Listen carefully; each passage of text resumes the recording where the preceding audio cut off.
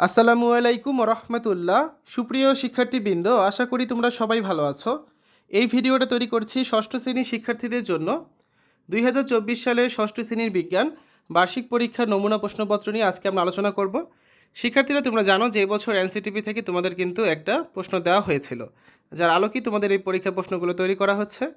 তো এক একটা স্কুলে এবছর কিন্তু এক এক ধরনের প্রশ্ন হবে, হুবহু কোনো প্রশ্ন কিন্তু পরীক্ষায় তোমরা কমন পাবে না, ঠিক আছে? তারপর আমরা এনসিটিভির প্রদত্ত নমুনা প্রশ্নপত্রের সমাধান আমাদের চ্যানেলে দিয়েছি। কমেন্টে প্লেলিস্টে লিঙ্ক দেওয়া থাকবে, সেখান থেকে তোমরা চাইলে দেখে নিতে পারবে। আজকে আমরা তোমাদের যে গাইড বইগুলো রয়েছে সেখান থেকে একটা গুরুত্বপূর্ণ মডেল টেস্ট নিয়ে আলোচনা করব।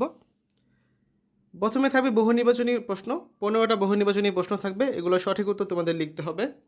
তারপর রয়েছে এক কথায় উত্তর দাও, এরকম 10টা প্রশ্ন থাকবে। তাহলে এই 15 আর 10 মোট হচ্ছে কত? 25 নাম্বার। এই 25 নাম্বার হচ্ছে তোমাদের নৈপত্তিক অংশ, ঠিক আছে? এরপর দেখো, রচনামূলক অংশে থাকবে 75 নাম্বার, যার মধ্যে প্রথমে থাকবে কি? সংক্ষিপ্ত প্রশ্নের উত্তর।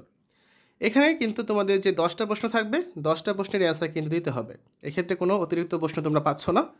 প্রত্যেকটা প্রশ্ন 2 করে, মোট 10টা প্রশ্নের জন্য 20 নাম্বার। এখন তোমরা যদি সিলেবাসে যে অধ্যায়গুলো রয়েছে, অনুসন্ধানী বই এবং অনুশীলন বই, দুটো বইয়ের কথাই বলছি, অধ্যায়গুলো যদি তোমরা ঠিকমতো না পড়ো, কোনো একটা অধ্যায় যদি স্কিপ করো, ধরো সেখান থেকে একটা প্রশ্ন চলে আসলো, তুমি কিন্তু অ্যান্সার করতে পারবে না, কারণ এখানে কোনো অতিরিক্ত প্রশ্ন থাকছে না।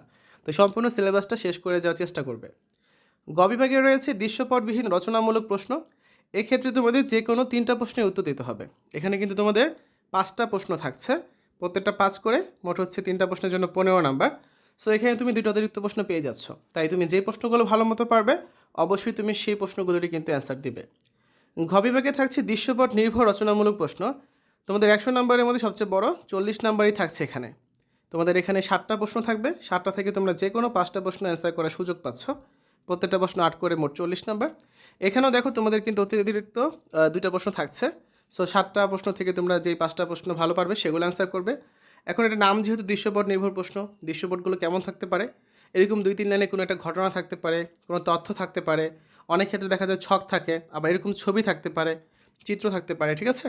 এই যে চিত্রের আলোকে হচ্ছে তোমাদের 2টা করে প্রশ্নের অ্যান্সার করতে হতে পারে, বা এই যে তথ্য আছে, তথ্যের আলোকে 2টা প্রশ্নের অ্যান্সার করতে হতে পারে। মার্কিংগুলো কেমন হতে পারে? 3 আর 5 8, বা এরকম 4 আর 4 যোগ করলে 8। যাই হোক না কেন, 2টা প্রশ্ন থাকুক বা 3টা প্রশ্ন থাকুক, 8 নাম্বার হবে 2টা প্রশ্ন যোগ করলে। এবং 7টা দৃশ্যপট নির্ভর প্রশ্ন থাকবে। তোমাদের কাজ হচ্ছে দৃশ্যপটগুলো দেখে কোন প্রশ্নের উত্তরগুলো তোমরা ভালো পারবে সেগুলো অ্যান্সার করা।